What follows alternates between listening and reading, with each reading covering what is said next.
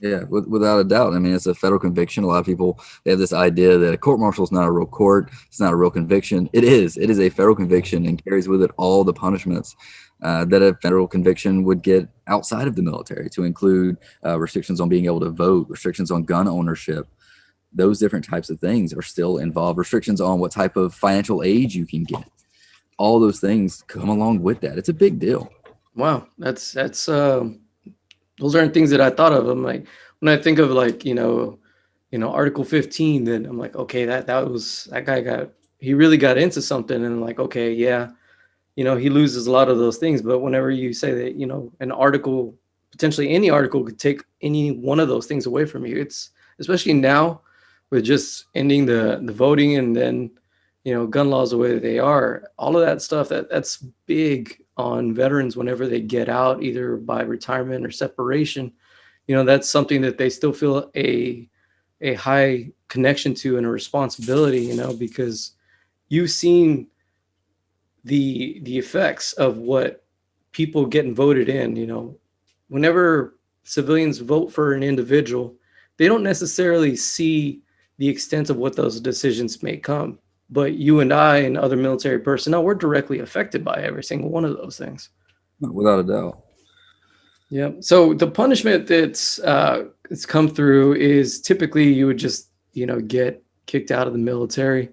Potentially could, depending on what the issue is under Article 92, see some jail time. Is that right?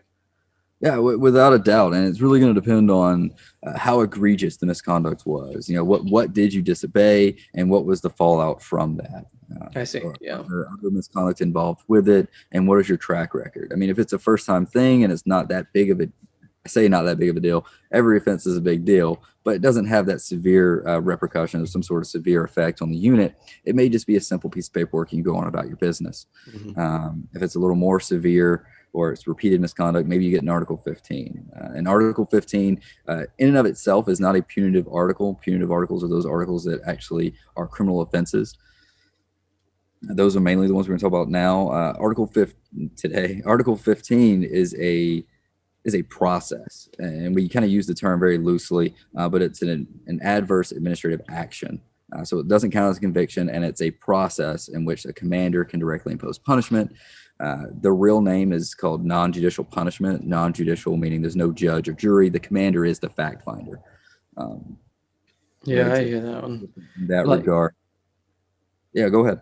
Oh, when I was reading into it, one of the things is just like you already mentioned it, was, being able to take your pay, benefits, and your health care. If you've had a lot of years in the military, your retirement, paycheck, all of that can just be swiped up. And that was pretty surprising. I mean, I figured there was just gonna be like a fine, but they were like, no, they can literally just swipe all that up if it came down to it. Oh, without a doubt. I mean, and it goes the same with all these different offenses, right? It's all progressive, and so we start at the lower level, especially if it's lesser misconduct. We move up from there, and then if it's not so egregious, but the individual's just not working for the military and they just continuously getting in trouble, but it's not something so bad when you take them to court martial, we'll just discharge them, right? We'll kick them out of the military, normally for something like pattern of misconduct or minor disciplinary infractions. I mean, those are bases that we can use to discharge a member. I see. Well, everyone, I hope you enjoyed that clip from the XChange over at our channel, Wild at Heart Association. This is a podcast-style interview format that we recently started, and we hope you guys are enjoying it. Be sure to check that out, give that video a thumbs up, and subscribe to the channel if you like what we're doing here at Wild at Heart.